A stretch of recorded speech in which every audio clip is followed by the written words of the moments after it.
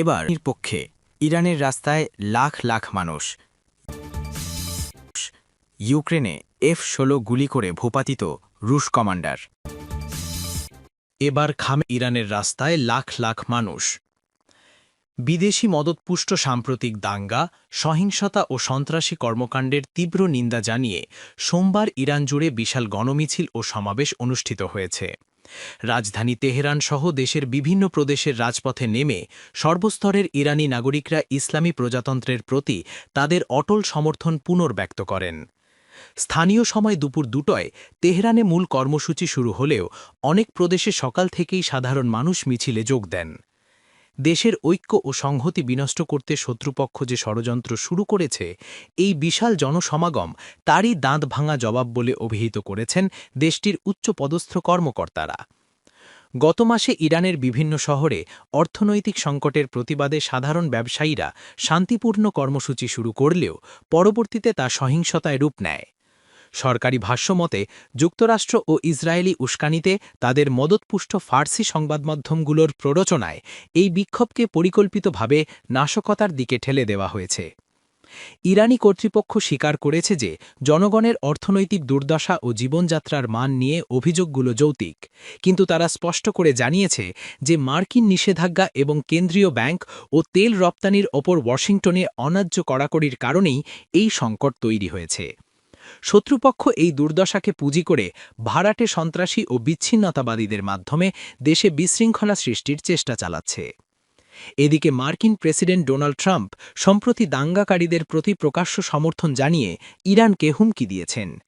একই সাথে সাবেক মার্কিন পররাষ্ট্রমন্ত্রী মাইক পম্পেওর বক্তব্যে মোসাদের সংশ্লিষ্টতা ও বিচ্ছিন্নতাবাদী ষড়যন্ত্রের ইঙ্গিত পাওয়া গেছে। উদ্ভূত পরিস্থিতিতে ইসলামী বিপ্লবের নেতা আয়াতুল্লাহ আলী খামেনি গত শুক্রবার এক ভাষণে সাফ জানিয়ে দিয়েছেন যে কোনো অবস্থাতেই দাঙ্গাকারীদের সামনে ইরান নতি স্বীকার করবে না।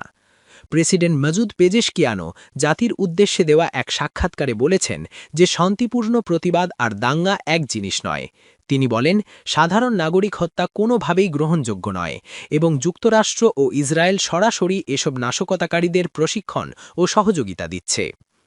পার্লামেন্ট স্পিকার মোহাম্মদ বাকের কালিবাফও জনগণের শান্তিপূর্ণ প্রতিবাদের অধিকারকে স্বীকৃতি দিয়ে জানিয়েছেন যে সশস্ত্র সন্ত্রাসবাদের বিরুদ্ধে রাষ্ট্র কঠোর অবস্থানে থাকবে। সোমবারের সমাবেশে অংশগ্রহণকারী সাধারণ মানুষ তাদের নেতার প্রতি সংহতি প্রকাশ করে জানান, তারা কোনোভাবেই বিদেশি অপশক্তিকে দেশে স্থিতিশীলতা নষ্ট করতে দেবেন না। তেহরানে বিক্ষোভকারী মোহাম্মদ আলী আব্বাসি সংবাদ মাধ্যমকে বলেন, তিনি শহীদদের রক্তের মর্যাদা রক্ষা করতে এবং আমেরিকার নোংরা ষড়যন্ত্র রুখে দিতে রাজপথে এসেছেন। ফাতেমা নামে আরেকজন বিক্ষোভকারী জানান, অর্থনৈতিক সংকট থাকলেও তারা চান এর সমাধান দেশের অভ্যন্তরীণভাবেই হোক। বাইরের কোনো দেশ বা যারা বছরের পর বছর ইরানিদের রক্ত ঝরিয়েছে তাদের কাছ থেকে কোনো ধরনের হস্তক্ষেপ বা নির্দেশনা তারা মেনে নেবেন না। বিচার বিভাগও এরই মধ্যে ঘোষণা করেছে যে রক্তপাত ও নাশকতায় জড়িত বিদেশি চোরদের বিরুদ্ধে কোনো নমনীয়তা দেখানো হবে না। ইউক্রেনে গুলি করে ভূপাতিত রুশ কমান্ডার। ইউক্রেন পরিচালিত একটি যুক্তরাষ্ট্র নির্মিত মার্কিন F-16 যুদ্ধবিমানকে গুলি করে ভূপাতিত করেছে রাশিয়ার S-300 বিমান প্রতিরক্ষা ব্যাটারি। এমনটা দাবি করেছেন একজন রুশ কমান্ডার।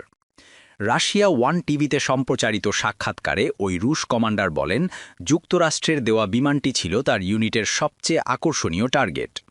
তিনি আরও বলেন, মার্কিন F-16কে লক্ষ্য করে 2টি ক্ষেপণাস্ত্র নিক্ষেপ করে রুশ ব্যাটারি। প্রথমটি বিমানটিকে ক্ষতিগ্রস্ত করে এবং দ্বিতীয়টি চূড়ান্ত আঘাত হানে। সেভার নামের ওই রুশ কমান্ডার বলেন, অভিযানটির প্রস্তুতি নিতে অনেক সময় লেগেছে। এটি তারা ট্র্যাক করছিলেন এবং প্রত্যাশাও করছিলেন যে ওটা টার্গেটে আসবে। সেভারের মতে, শত্রুরা গর্ব করে বলেছিল এই বিমানগুলো ধ্বংস হবার নয়, দেখা যাচ্ছে অন্যগুলোর মতোই আকাশ থেকে পড়ে গেছে ওটা। ঘটনার সময়সীমা সম্পর্কে কিছু জানাননি ওই রুশ কমান্ডার।